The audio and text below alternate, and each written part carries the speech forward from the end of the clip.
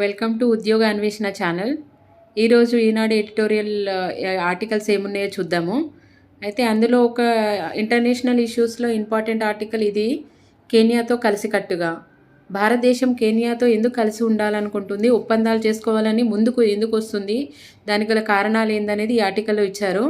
అయితే ఈ కెనియా దేశం అనేది ఆఫ్రికా ఖండంలో ఉంది. కెనియా రాజధాని ఏమిటి, కెనియా ఎక్కడ లొకేషన్ ఉన్నాయి, బార్డర్ కంట్రీస్ ఏమున్నాయి అనేది జాగ్రఫికల్ పాయింట్ ఆఫ్ వ్యూలో ఇంపార్టెంట్.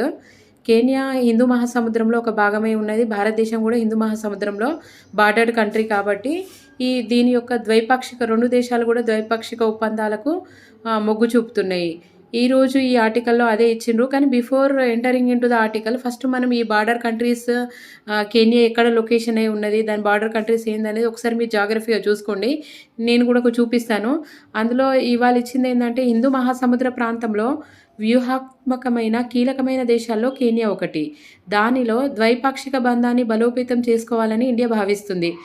ఉగ్రవాదంపై ఉమ్మడిగా పోరాటంతో పాటు రక్షణ రంగంలో మరింతగా సహకరించుకోవాలని ఉభయ దేశాలు తాజాగా సంకల్పించుకున్నాయి. అంటే ఈ రెండు దేశాలు కూడా ఉగ్రవాదాన్ని మట్టుపెట్టాలని సంకల్పించుకున్నాయి. అయితే ఇందులో ఈ కెనియా అనేది ఎక్కడ ఉన్నదే ఒకసారి మ్యాప్లో చూద్దాము. చూడండి, కెనియా అనేది ఇప్పుడు కెనియా లొకేషన్ ఇక్కడ చూడండి. ఇక్కడ సుడాన్ ఉంది, ఇథియోపియా తర్వాత ఇది కెనియా బార్డర్ కంట్రీ. ఇది బార్డర్ కంట్రీ ఏంటిది, ఇండియన్ ఓషన్, హిందూ మహాసముద్రంలో ఇది బార్డర్ కంట్రీ ఉంది. దీంతో పాటు ఇంకా మీరు ఈ జాగ్రఫీ మీరు అట్లాస్లో ఒకసారి చూసుకోండి ఏమేమి హిందూ మహాసముద్రానికి బార్డర్ కంట్రీస్ ఏమున్నాయి. అయితే ఇండియా ఇక్కడ లొకేట్ అయి ఉన్నది. ఈ రెండు దేశాల మధ్య ఒప్పందాలు చేసుకోవాలనుకుంటున్నారు. ఈ రెండు దేశాలు అనేది హిందూ మహాసముద్రంలో భాగమైన బార్డర్ కంట్రీస్. ఇంకొకటి ఏంటంటే ఈ కంట్రీ యొక్క రాజధాని ఏంటి, కెనియా రాజధాని ఒకసారి మీరు కూడా కమెంట్ సెక్షన్లో కమెంట్ చేయండి. మీరు చూసుకోండి ఒకసారి. కెనియా రాజధాని వచ్చేసి నైరోబీ. ఇది మీరు మ్యాప్ని కొంచెం జాగ్రత్తగా అబ్జర్వ్ చేయండి. పైన పర్షియన్ స్టేట్స్ ఏమున్నాయి, మ్యాప్ కూడా మనం రిలేటెడ్ దేశాలు బార్డర్ దేశాలు ఏమున్నాయో ఒకసారి చూసుకోవాల్సి ఉంటుంది. ఇంటర్నేషనల్ ఇష్యూస్ ప్రకారంగా చూస్తే ఇది ఇంపార్టెంట్ ఇష్యూనే ఆర్టికల్. ఇందులో భారతదేశము కొంతకాలంగా తన విదేశాంగ విధానాల్లో ఆఫ్రికాకు అధిక ప్రాధాన్యత ఇస్తుంది. ఈ ఆఫ్రికాలో ఉన్నాయి 55 సభ్య దేశాలు ఉన్నాయి. ఆఫ్రికన్ సమైక్య అంటే ఆఫ్రికన్ యూనియన్ అంటారు. ఇటీవల G20 కూటమిలో శాశ్వతంగా భాగస్వామ్యం చేరడంలో ఢిల్లీ కీలక పాత్ర వహించింది. అంటే ఢిల్లీ అనేది కీలక పాత్ర వహించడం వల్ల దీనికి ఒక ముఖ్యంగా మన యొక్క కాన్సన్ట్రేషన్ అనేది కెనియా వాళ్ళది మన మీద పడడం అనేది జరిగింది.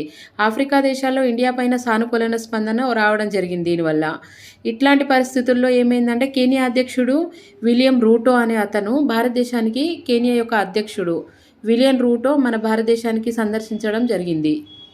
ఈ భారతదేశానికి సందర్శించడం వల్ల దీంతో పోలిస్తే ఇప్పుడు రాజకీయంలో ఆర్థికంగా స్థిరత్వం కొంతవరకు మెరుగుపడింది ఆ దేశంలో కూడా.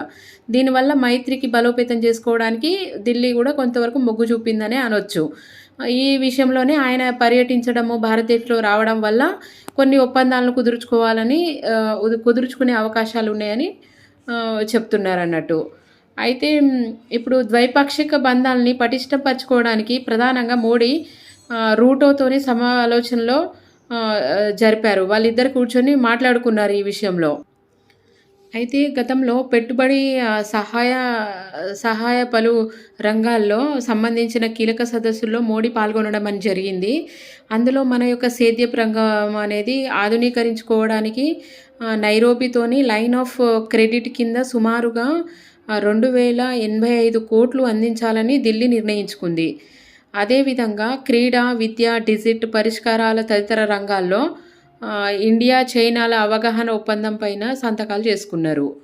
అయితే నైరోబీ కొన్ని కీలకమైన ఒప్పందాలపైన సంతకాలు చేసుకున్నాయి. అవి ఏంటంటే ఒకటి క్రీడా రంగము, రెండవది విద్యా రంగము, మూడవది పరిష్కారాల తదితర ఈ రంగాలలో ఇండియాను కెనియా ఒప్పందాల మీద సంతకాలు చేసుకున్నాయి.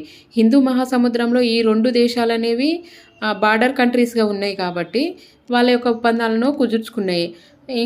ఇండో పసిఫిక్ ప్రాంతాల్లో వ్యూహాల్లో ఇది కీలకమవుతుంది అన్నట్టు. స్వాతంత్రానికి పూర్వమే ఇండియా, కెనియాలు నడుమ సంబంధాలు ఉన్నప్పటికీ దశాబ్దాల పాటు ప్రస్తుతం ఏర్పడింది. అంటే ఈ స్తబ్దత అనేది ఏర్పడింది. దశాబ్దాల పాటు ఆ 2 దేశాల మధ్య ఎలాంటి సంబంధాలు లేకుండా కొంత నిశ్శబ్దత అనేది అంటే స్తబ్దత అనేది ఉండేది. 2016లో మోడీ కెన్యాను పర్యటించినప్పటి నుండి కొంచెం ఈ ద్వైపాక్షిక సంబంధాలనేది మళ్ళీ కొంచెం పరిగణలోకి అంటే కొంచెం ముందుకు సాగడం జరిగిందన్నట్టు. రక్షణ రంగంలో అయితే పరస్పర సహకారం కోసము ఈ ఏడాది 2 దేశాల యొక్క ప్రత్యేక బృందాన్ని ఏర్పాటు చేసుకున్నాయి. ఈ ద్వైపాక్షికంగా కీలక ఒప్పందాలను చేసుకోవడం జరిగిందన్నట్టు. కెనియా యొక్క రక్షణ బలగాల సిబ్బంది ఇండియాకు శిక్షణ ఇస్తుంది. హిందూ మహాసముద్రంలో ప్రాంతాల్లో సహకారంపైన ఉభయ దేశాలు తాజాగా ఆహ్, హ్మ్, సంయుక్తంగా దర్శనీయ పత్రాన్ని ఆవిష్కరించాయి. ఎంఓయూను కుదుర్చుకున్నాయన్నట్టు. సాగర జలాల్లో దోపిడీ, చేపల ఆక్రమణ, వేట, మారక ద్రవ్యాల రవాణా వంటి వాటిపైన నిలువరించేందుకు ఇవి దోహదపడతదన్నట్టు ఇది. ఉగ్రవాదం పైన ఉన్న ఉమ్మడి పోరుకు అవి సంకల్పించుకున్నాయి. డాలర్‌లో కాకుండా జాతీయ కరెన్సీలోనే ద్వైపాక్షిక వాణిజ్యం లావాదేవీలు జరుపుకోవడం పైన చర్చించుకున్నాయి. అంతరిక్ష సాంకేతిక, డీజిల్, ప్రజా వసతుల రంగాల్లో సంబంధించిన కీలక నైపుణ్యాలను ఈ 2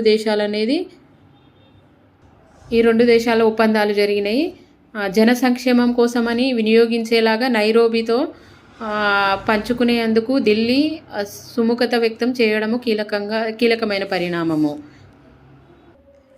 భారత్‌కు కెన్యా మూడో అతిపెద్ద వాణిజ్య భాగస్వామి. మొదటి భాగస్వామి వచ్చేసి చైనా, సెకండ్‌ది యూఏఈ, థర్డ్‌ది వచ్చేసి ఇండియా.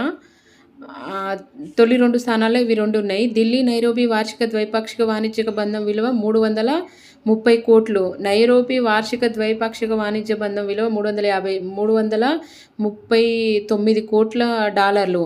అందులో భారత్ ఎగుమతులే సింహభాగంగా ఉన్నాయి. కెన్యాలో భారతీయుల పెట్టుబడి ఎక్కువనే కెన్యాలో. ఈ దేశంలో తయారీ, ఔషధం, టెలికాము, ఐటీ, బ్యాంకింగు, వ్యవసాయం వంటి రంగాల్లో 200లకు పైగా భారతీయ కంపెనీలున్నాయి. సుమారుగా 1,00,000 మంది భారతీయులు కెన్యాలోనే బతుకుతున్నారు. అంటే నైరోబీలో ఎగ్జిమ్ బ్యాంక్‌ను ప్రారంభించింది ఢిల్లీ వాళ్ళే. ఎగ్జిమ్ బ్యాంక్ అనేది నైరోబీలో ఢిల్లీ దీని ద్వారా ప్రాంతీయంగా 15 దేశాలకు సేవలందిస్తుంది ఇది. వైద్యం కోసము కెన్యా ప్రజలు ఎక్కువగా వస్తున్నది ఇండియా కోసమే. ద్వైపాక్షిక బంధాన్ని బలోపేతం చేసుకోవడం ఇరు దేశాల ఎదుట పలు రంగాల్లో అనేక అవకాశాలున్నాయి. అంటే ఈ విధంగా ఇన్ని రకాల అవకాశాలు ఉన్నాయి కాబట్టి ఈ 2 దేశాల మధ్య ద్వైపాక్షిక బంధాలనేది బలోపేతం అవ్వడానికి అవకాశం ఉంది. చాలా రకాల అవకాశాలు ఉన్నాయని చెప్తున్నారు. గస్తీ, నౌకలు, నిఘా సాధనాల ఉత్పత్తితో పాటు చౌక నిర్మాణాల రంగంలో 2 దేశాలు సంయుక్త ప్రాజెక్టులను చేపడుతున్నాయి. విపత్తుల నిర్వహణలో కూడా కెన్యా సామర్థ్యాన్ని పెంచడానికి ఇండియా చేయూతనందిస్తుంది. నిఘా సమాచారం మార్పిడి ద్వారా రక్షణ రంగంలో మరింతగా సహకరించుకోవాలని, హిందూ మహాసముద్రంలో కెన్యా వ్యూహాత్మక ప్రాధాన్యత దృష్ట్యా దాన్ని తన గుప్పిట్లో పెట్టుకోవాలని చైనా ప్రయత్నిస్తుంది. నైరోబీని తన గుప్పిట్లో ఎందుకంటే హిందూ మహాసముద్రంలో సిల్క్ రూట్‌ని స్టార్ట్ చేయాలని అనుకుంటుంది కాబట్టి తన యొక్క వన్ రోడ్ వన్ బెల్ట్ అని, సిల్క్ రూట్ అని ఇట్లాంటి చాలా ప్రాజెక్టులను చైనా తన యొక్క ఆధిపత్యాన్ని చూపించుకోవాలని ప్రయత్నం చేస్తుంది. అలాంటి సందర్భంలో చైనా పైన తన ఆధిపత్యంని చాటుకున్నదనుకో మనకు కొంచెం అది నెగిటివ్ అయ్యే అవకాశం ఉంటుంది కాబట్టి దాన్ని అటువైపు మొగ్గు చూపకుండా మన చేతిలోకి తీసుకోవడానికి కొన్ని ద్వైపాక్షిక ఒప్పందాన్ని బలోపేతం చేస్తుంది ఢిల్లీ. నైరోబీలో ముంబా ఓడరేవుతో అనుసంధానము రైల్వే లైన్‌ను నిర్మించడంతో పాటు లామూలోని కొత్త ఓడరేవు నిర్మాణాన్ని కూడా మన భారతదేశం చేయడం జరిగింది. ఇండియా అప్రమత్తంగా వ్యవహరించాలి. ఎందుకంటే బీజింగ్ నియంత్రణలోకి ఒకవేళ నైరోబీ వెళ్లకుండా దౌత్య వ్యూహాలతో ముందుకెళ్తే ఆ దేశంలో భారతీయుల పెట్టుబడి మరింత పెరిగే అవకాశం మనకు ప్రణాళికలు రచించుకోవాలి. అవకాశాలను కూడా సృష్టించుకోవచ్చు. సెకండ్ ఆర్టికల్ చూద్దాము. శాంతి కోసము ప్రజాస్వామ్యము. అంటే ప్రజాస్వామ్యము అనేది ప్రజలందరూ తమ యొక్క స్వేచ్ఛా వాయువులను పీల్చుకున్నప్పుడు తమ అధికారంను తాము సక్రమంగా నిర్వహిస్తే ప్రజాస్వామ్యం ఉన్నట్టుగా అదే శాంతి కోసమే ఈ ప్రజాస్వామ్యం చేసినట్టుగా రీసెంట్‌గా మన భారతదేశంలో జమ్మూ అండ్ కాశ్మీర్, లడఖ్‌ని 2 యూటీలుగా చేసి రాష్ట్రంగా ఉన్న జమ్మూ కాశ్మీర్‌ని 2 యూటీలుగా చేయడం జరిగింది. అది 2019 ఆగస్టులో చేయడం అనేది జరిగింది. అయితే దీని మీద ఆ రాష్ట్రము జమ్మూ అండ్ కాశ్మీర్ నుండి చాలా కేసులనేది సుప్రీంకోర్టులో ఫైల్ చేయడం జరిగింది. దానికి నిర్ణయంగా ఈరోజు సుప్రీంకోర్టు తన తీర్పును వెలువరించడం జరిగింది. అందుకే ఈ భారతదేశంలో ఉన్న రాష్ట్రాలతో పాటు జమ్మూ అండ్ కాశ్మీర్ రాష్ట్రంగా కాకుండా 2 యూటీలుగా చేయడం జరిగింది. ఇది మన కేంద్ర ప్రభుత్వము, మన మోడీ గారి ప్రభుత్వము ఈ నిర్ణయాన్ని తీసుకోవడం జరిగింది. దానికోసమే ఈ ఆర్టికల్ ఒకసారి చూద్దాము. భారతావనిలో జమ్మూ కాశ్మీర్ అనేది అంతర్భాగము. ఇండియాలో విలీనం అయిన తర్వాత తమకంటూ ప్రత్యేక సార్వభౌమాధికారం అనేది లేదు. జమ్మూ కాశ్మీర్కి ప్రత్యేక ప్రతిపత్తి అనేది కట్టబెట్టిన 370వ రాజ్యాంగ అధికరణ స్వాస్థ్యమైనది కాదు. ఈ మేరకు స్పష్టమైన సుప్రీంకోర్టు రాజ్యాంగ ధర్మాసనము నిన్న చారిత్రాత్మక తీర్పునిచ్చింది. దేశము స్వతంత్రమైన తొలినాళ్లలో ఆనాటి సంక్షోభిత వాతావరణంలో తాత్కాలిక నిబంధనలో 370వ అధికరణ రూపుదాల్చింది. భారత రాజ్యాంగంలో 21వ భాగంలో అదే విధంగా ప్రస్తావితమైంది. అంటే మన రాజ్యాంగంలో 21వ భాగంలో ఆర్టికల్ 370 అనేది అధికరణ అనేది జమ్మూ అండ్ కాశ్మీర్కి ప్రత్యేక ప్రతిపత్తిని ఇచ్చింది. అంటే మన రాజ్యాంగంలో ఏవైనా మార్పులు చేర్పులు చేసినా మన రాజ్యాంగం అంటే జమ్మూ కాశ్మీర్కి అది ఏ విధంగా ఇంప్లికేషన్ కాకుండా దానికి జమ్మూ కాశ్మీర్కి ఆర్టికల్ 370 కింద ప్రత్యేకమైన రాష్ట్రంగా అంటే ప్రత్యేకమైన రాజ్యాంగం ఉండేది. మన ఏ లాస్ కానీ రూల్స్ కానీ ఆ రాష్ట్రానికి వర్తించేటివి కావు. 370 అధికారాన్ని తీసివేయడం, రద్దు చేయడం మూలంగా ఇప్పుడు అది భారతదేశంలో ఇంతకుముందు కూడా భారతదేశంలో అంతర్భాగమే. కానీ ఇప్పుడు మన రాజ్యాంగంలో ఏమైనా సవరించినా దానికి ఒక ప్రత్యేక రాజ్యాంగం ఉండడము, మన రాజ్యాంగ సవరణ దానికి ఇంప్లికేట్ కాకుండా ఉండడము, దాని ద్వారా అది మన భాగం రాజ్యాంగంలో వేరు వేరు రాజ్యాంగాలు ఉండడం ద్వారా దాన్ని అంతర్భాగం చేస్తూ ఒక రాష్ట్రాన్ని 2 యూటీలుగా చేయడం అనేది జమ్మూ కాశ్మీర్ మరియు లడఖ్గా 2 యూటీలుగా చేయడం అనేది జరిగింది. దాని మీద సుప్రీంకోర్టు అనేది తన తీర్పును వెలువరించింది. అందులో ఇది 370 అధికారాన్ని తొలగించడము, దీన్ని భారతదేశ ఇండియన్ యూనియన్లో విలీనం చేయడం అనేది సరి అయినదే అని తీర్పును వెలువరించడం జరిగింది. దీని మీద కేంద్ర ప్రభుత్వం హర్షం వ్యక్తం చేయడం కూడా జరిగింది. అయితే 370 అధికారాన్ని తొలగించి తీరుతామని 2019 ఎన్నికల్లో మేనిఫెస్టోలో భాజపా పునరుద్ఘాటించింది. అయితే ఇదేంటంటే 2014లో భాజపా అధికారంలోకి వచ్చిన ఆ పనిని చేయలేకపోయింది. తర్వాత 2018 రెండోసారి అధికారంలోకి వచ్చినాక 2019వ సంవత్సరంలో మన 370 అధికారాన్ని తొలగించడం అనేది జరిగింది. అయితే భాజపా రెండోసారి 2019లో ఎన్నికల మేనిఫెస్టోలో పెట్టడం అనేది జరిగింది. ఎందుకంటే ఈ రాజ్యాంగంని అంటే జమ్మూ రాష్ట్రాన్ని 2 అంటే రాజ్యాంగంలో భారతదేశంలో అంతర్భాగం చేస్తామని తన మేనిఫెస్టోలో పెట్టడం అనేది జరిగింది. అయితే ఇప్పుడు ఈ తీర్పు ప్రకారంగా ఏం చెప్తున్నారంటే వచ్చే ఏడాది సెప్టెంబర్ 30వ తేదీ లోపల శాసనసభ ఎన్నికలు అక్కడ నిర్వహించాలని సుప్రీంకోర్టు తాజాగా ఆదేశించింది. ఆ మేరకే అక్కడ ప్రజాస్వామ్యానికి మళ్ళీ ప్రాణం పోయడము ఇక కేంద్ర ఈసీల వంతు. ఈసీ అంటే ఎలక్షన్ కమిషన్ వంతు వచ్చే ఎన్నికల్లో దీనికి ఒక శాసనసభ ఎన్నికలు నిర్వహించాలని సుప్రీంకోర్టు అనేది సెంట్రల్ ఎలక్షన్ కమిషన్కి సూచించడం అనేది జరిగింది. ఎలక్షన్ కమిషన్ అనేది మన భారతదేశంలో ఎన్నికల విధి విధానాన్ని రూపొందించి ఎన్నికలను నిర్వహిస్తుంది. దీనికి పూర్తి బాధ్యత భారతదేశంలో ఈ రాష్ట్రాల్లో ఎన్నికలు నిర్వహించడానికి పూర్తి బాధ్యత అనేది ఎలక్షన్ కమిషన్ తీసుకుంటుంది. ఇండియాకును జమ్మూ కాశ్మీర్కి అనుసంధానం పరిపూర్ణంగా కాకపోవడానికి 370 అధికారనే అడ్డుగోడగా నిలిచింది అనే వాదనలు ఎప్పటి నుంచో ఉన్నాయి. అయితే ప్రత్యేకంగా ప్రతిపత్తి ముసుగులో ఏర్పాటువాద మూకలు స్థానికంగా ఇండియాపైన విద్వేషక భావనలను రెచ్చగొడుతున్నాయి. ఆ క్రమంలోనే పాకిస్తాన్ ప్రేరిత ఉగ్రవాద భూతము జమ్మూ కాశ్మీర్ను రావణ కాష్టంగా మార్చింది. భరతమాత నుదుటి మీద అది నెత్తుడి గాయం కావడానికి 370 అధికరణే కారణమంటున్నారు. 2019లో కేంద్రము దానిపైన వేటు వేసింది. రాబోయే 5 ఏళ్లలో దేశంలో అత్యంత అభివృద్ధి చెందిన రాష్ట్రంగా జమ్మూ కాశ్మీర్ని నిలబెడతామని అది అప్పట్లోనే ప్రతిజ్ఞ చేసింది. మరో 8 నెలల్లో ఆ గడువు పూర్తి కావస్తున్న నేపథ్యంలో జమ్మూ కాశ్మీర్ శాంతి సామరస్యాలు సహకారమయ్యాయా 2019లో అక్కడ 141 సీమాంతర చొరబాట్లు నమోదైనైతే ఈ ఏడాది మొదటి 6 నెలల్లో అటువంటి ఘటన ఒక్కటి కూడా చోటు చేసుకోలేదని కేంద్రము మొన్న జూలైలో వెల్లడించింది. కానీ ఆ నెలల్లో భారీ ఆయుధ సామగ్రితో నియంత్రణ రేఖను దాటి వచ్చిన 4 ముష్కరులను మన సాయుధ బలగాలు మట్టుపెట్టాయి. మొన్న సెప్టెంబర్లో కాశ్మీర్లో ఉగ్రవాదుల దుశ్చర్యలో 3 అధికారులు ప్రాణాలు కోల్పోవాల్సొచ్చింది. సరిహద్దుల్లో నిఘా, భద్రతా వ్యవస్థలను పటిష్టపరచడం ఎంత ప్రధానమో స్థానికంగా విద్య, ఉపాధి అవకాశాలు విస్తృతం చేయడం అంతే ముఖ్యము. ప్రగతి ప్రాజెక్టులను సత్వరంగా ఒక కొలిక్కి తెస్తేనే ప్రజాస్వామ్య విధానాలను అనుసరిస్తూ కాశ్మీర్ల విశ్వాసాన్ని పాలకులు చురగొనాలి. అప్పుడే ఉగ్రవాదం పిడికిల్లోకి జమ్మూ కాశ్మీర్ పూర్తిగా స్వేచ్ఛ లభిస్తుంది. అది ఆర్టికల్ 371, 35A ఇంపార్టెంట్. ఇవి 2 చూసుకోండి. ఒకసారి ఆర్టికల్ పాలిటీ బుక్ తీసి పాలిటీలోని ఆర్టికల్ 370 దెన్ 35A అనేది ఆర్టికల్ దేని గురించి చెప్తున్నాయి అనేది ఒకసారి చూడండి. ఇంపార్టెంట్ అది. ఆర్టికల్ 370 అనేది స్వయం ప్రతిపత్తి, జమ్మూ కాశ్మీర్ యొక్క స్వయం ప్రతిపత్తి గురించి చెప్తుంది.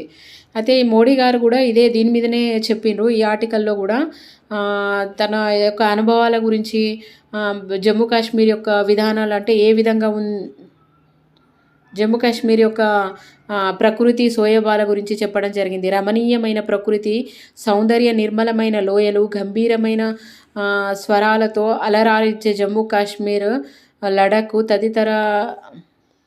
తరతరాలుగా ఎందరో కవులు, కళాకారులు, సాహసికులు మదిని దోచింది. అక్కడ నింగిని తాకే హిమాలయాలు, స్వప్నమైన బలాలతో కలకల్లాడే సరస్సులు, జలాలతో కలకల్లాడే సరస్సులు, నదులు స్వరాన్ని తలపిస్తున్నాయి. అంటే ఇవి ఎట్లా అంటే స్వర్గాన్ని తలపిస్తున్నాయి ఇవన్నీ. కానీ 7 దశాబ్దాల పాటు దారుణమైన హింస, అస్థిరతలు ఈ ప్రాంతాల్లో ప్రజలను అతలాకుతలం చేసిందని ఇక్కడ 370A అధికరణ రద్దు విషయంలో సర్వోన్నత న్యాయస్థానము చిరస్మరణమైన తీర్పు వెలువరించింది. అదే చెప్తున్నాను. దేశ సార్వభౌమాధికారాన్ని, సమగ్రతను చాటి చెప్పింది.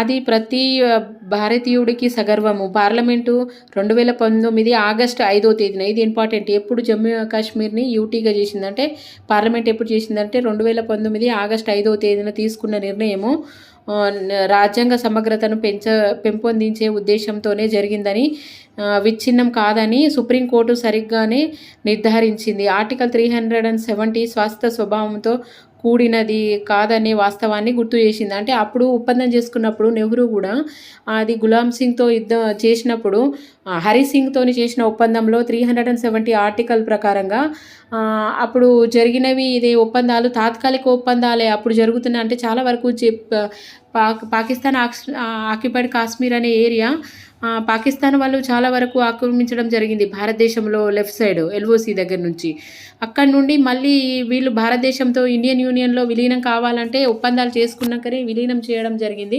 ఆ విలీనం మూలంగా ఈ కొన్ని ఆర్టికల్స్, కొన్ని నిబంధనలు, కొన్ని కండిషన్లు పెట్టుకొని జమ్మూ కాశ్మీర్ భారతదేశంలో విలీనం చేయడం అనేది జరిగింది.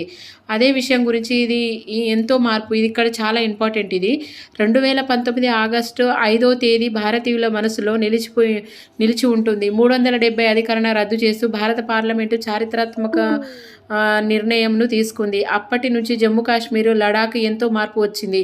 370 అధికరణ రద్దుకు సమర్థిస్తూ సుప్రీంకోర్టు తాజాగా తీర్పు ఇచ్చింది.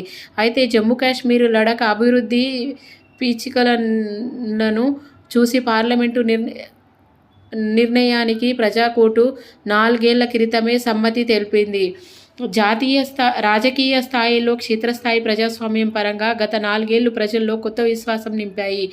అంతకుముందు మహిళలు, గిరిజనులు, ఎస్సీలు, ఎస్టీలు, పేదలకు సమాజము అభివృద్ధి ఫలాలు అందేవి కావు. లడాఖ్ ఆకాంక్షలు సైతము పూర్తిగా విస్మరణకు గురి అయింది. 2019 ఆగస్టు 5న అంతా మారిపోయింది. కేంద్రము చట్టాలన్నీ ఎలాంటి ఉభయ పక్షపాతాలు తావు లేకుండా అమలవుతున్నాయి. 3 అంచెల పంచాయతీరాజ్ వ్యవస్థ అమల్లోకి వచ్చింది. బ్లాక్ డెవలప్మెంట్ కౌన్సిల్ ఎన్నికలు జరిగాయి. తర్వాత విస్మరణకు గురి అయిన శరణార్థి వర్గాలు సైతం అభివృద్ధి ఫలాలను ఆస్వాదిస్తున్నాయి.